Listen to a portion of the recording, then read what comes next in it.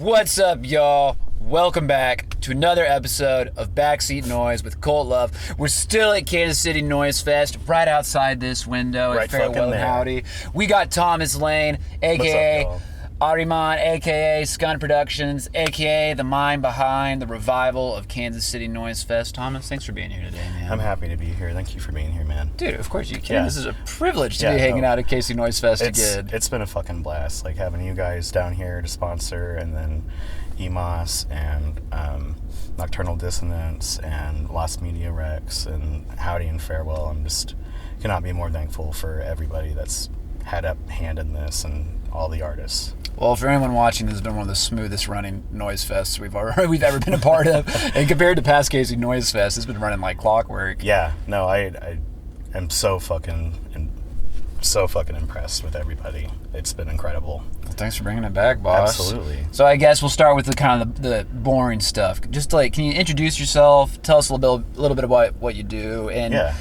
We know you do Ahriman as like your project, but give us just a general overview of a little bit of everything, because I know you got your hands in a lot of stuff. Yeah. Well, I have a sludge metal project, Tenant. I have a black metal project called Striga, and then I have a label called Skunt Productions, and through that I do primarily cassette releases for noise artists, metal artists, just anything that I feel like is heavy and experimental. And and also through that I do promotion for shows in Kansas City, and I've been doing that since 2019. Before that I had a house venue called Skunt House, and that's where the name for Skunt Productions came from. That's sick. And it was just me and my homies. I was like barely 19, 20, and just kind of grew up in that basement in that 18 months that I lived there, and just started throwing house venues, or started throwing house shows in our venue, and from there I knew that's what I wanted to do. So like, how exactly did your interest in noise come about? Because clearly you've like been pretty heavily involved since you've got interested in it. What catalyzed that for you?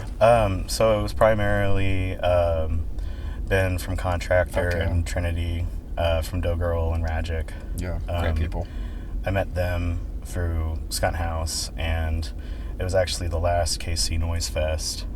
They needed a spot for a pre-show, and they wanted it to be an all-ages spot because Dave's R.I.P. Sure. They were 21 and over, right. So we got to host it, and I wasn't 21 at the time yet, so that was like my little... Was your piece of the Noise Fest? Yeah, that was my piece of the Noise Fest, and that's what I got to experience, and met them through that, and just became really close with them and built a special connection, and I was like, I know that this is the music I want to make. Like before that, I was doing some stoner metal stuff. Totally. Still fucking love that. I mean, of course, like I have a sludge metal project, but noise is like what really calls out to me. It's absolutely. Yeah, it's more cathartic than anything else. I completely wholeheartedly agree. That was what drew it to me too. And I think like across the board, so many people kind of echo that, like the community aspect really like being their main introduction, and what really solidified that interest in noise music, or noise, whichever you prefer to call it. Do you have a favorite noise release, or any that stick out to in your mind when that question's asked? It's tough. I mean, there's a lot. It's a hard question. I'm such a bad person to ask favorites, because it's just, there's so many different artists that do so many different things, and it's like asking who your favorite kid is. Yeah. But I would say Bone Magic has been a huge influence on me. Contractor, Trinity, of course. Just, I don't know. I could sit here all day and just list off people, but totally. I guess more recently, this year I've been really listening to a lot of Pharmacon. Yeah. She's been a huge influence on me, like even back when I first started, but just kind of been listening to a lot of that recently. Fucking sick. Yeah. Another classic staple of the genre. Do you have like, so in the vein of that, are there any performances that you've seen anywhere, anytime, that really stick out to you as maybe being some of the best performances you've seen? I I thought Bone Magic last night was fucking great. That was awesome. fucking incredible. Yeah, no. I'm trying to think. Just something that sticks out to me. I'm sorry. I'm horrible with names, and my brain's You're totally good. No, you're totally good. But, we got you. We got you at a vulnerable point. No, I'm trying to think of their project name right now, but it was Trinity and Claire from Nico Daruma. Yeah. But I've been talking about Trinity a lot in this interview. But no, that's fair. Yeah, She's a I fucking love powerhouse her. of noise. Yeah. But her and Claire played a show at PDM in Columbia, Missouri. Yeah. And it was one of the most moving sets that I've ever seen. Like they, it was classic. Like they were crawling around on the floor, tearing pages out of Bibles, and just like, I don't know, it was just so fucking moving. Another one, most recently fresh on my mind, would be Melon Sprout set. Oh yeah, that was awesome. That what was a way so to kick off the fucking fest amazing. yesterday. Yeah. That was really awesome. Like just handmade ceramic instruments and just the audience interaction and the energy level. Like I feel like that's what set yesterday off. Totally. No, that was an incredibly strong way to start the day. Yeah. Do you have a favorite piece of gear?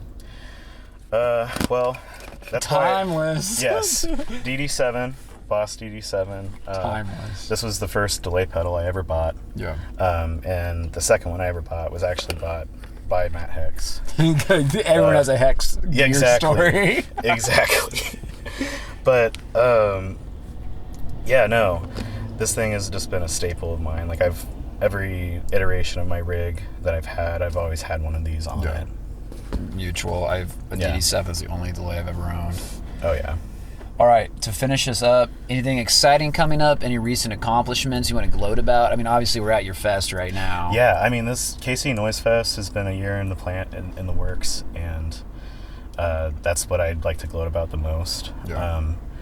Slowly working on some new projects. Skunt Productions is, we're working on some stuff. Fuck yeah. Striga, my black vinyl project, that'll probably be our next release. Awesome. And then, other than that, I am trying to get some more Ahriman material out and on the way. Fuck yeah.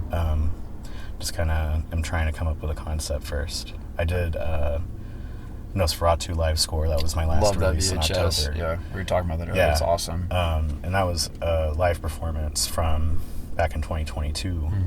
And I recorded that, then synced it up with the original Nosferatu. And yeah, did a VHS release. Yeah. And I'd like to do something along the lines of that. Maybe like another live score, but I don't know. Maybe something more conceptual too. Totally. Yeah, we'll see. Well, fuck yeah, Thomas. Thank you, man. We'll Thank you for listen to a little having bit of me. your noise here in a second. Fuck Thanks yeah. a ton, dude. Fuck Be yeah. right back.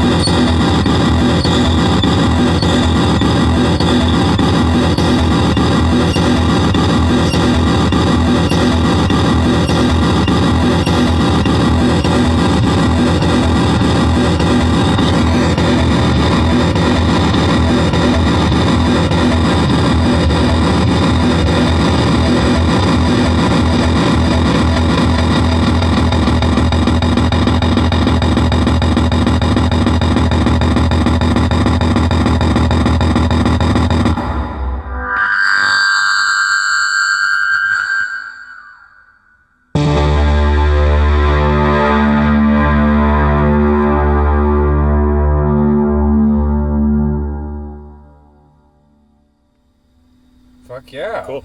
Dude, Hell yeah. How long was thank that? you, Thomas. It Yeah. was almost 2 minutes exactly. That's Fuck yeah. perfect. Cool. Tasteful. Thank you again, Thomas. We appreciate it, man. Absolutely. Thanks Happy for to have being you here, guys. dude. Thanks for the fest. Thank It's you been a guys great ass so time. fucking much. This has been spectacular.